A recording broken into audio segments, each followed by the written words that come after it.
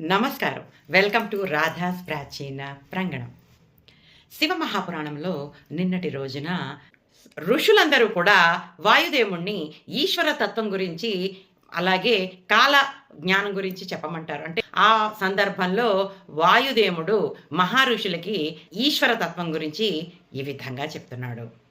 ఓం భూర్భువస్వః తత్సవితుర్వరేణ్యం భర్గో దేవస్య ధీమహి ధియో యోన ప్రచోదయాత్ అనేటువంటి ఈ మంత్రం యొక్క అర్థము, ప్రణవ స్వరూపుడును, సర్వము యందు ప్రాణరూపముగా ఉన్నవాడును, సర్వేంద్రియములను ప్రకాశింపచేయువాడును, సృష్టి స్థితి లయల కారణభూతుడును, సర్వ దుఃఖములను పోగొట్టి సకల సుఖములను ఇచ్చువాడును, స్వయం ప్రకాశము కలవాడును అయినటువంటి ఆ పరమాత్మకు నా నమస్కారము అని అర్థమండి.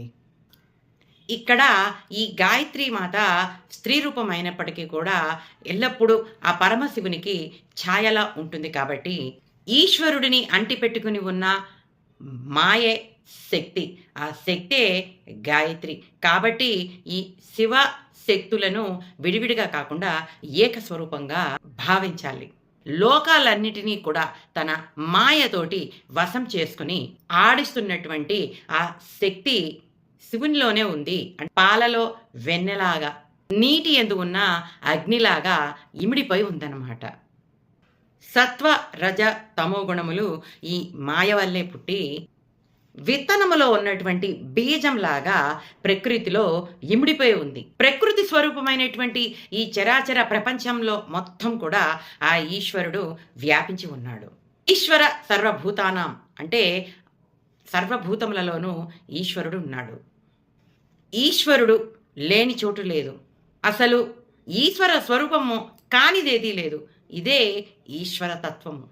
కొన్ని కోట్ల యజ్ఞాలను చేస్తే, ఎంతో తపస్సు చేస్తే కానీ సత్కర్మలు చేయటం వల్ల వచ్చే ఫలితం ఉన్న వాళ్ళకే ఈ ఈశ్వర తత్వాన్ని గురించి తెలుసుకోవాలనే జిజ్ఞాస కలుగుతుంది. అతడు కాలస్వరూపుడు.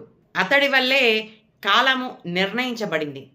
కాబట్టి ఈ కాలము భగవత్ స్వరూపము, అలాగే కర్మ కూడా భగవత్ స్వరూపమే. ఆ భగవంతుడి తోటి ఈ కాలమానము ఎలా నిర్ణయించబడిందో వచ్చే సంచికలో తెలుసుకుందాం. అంతవరకు సెలవు.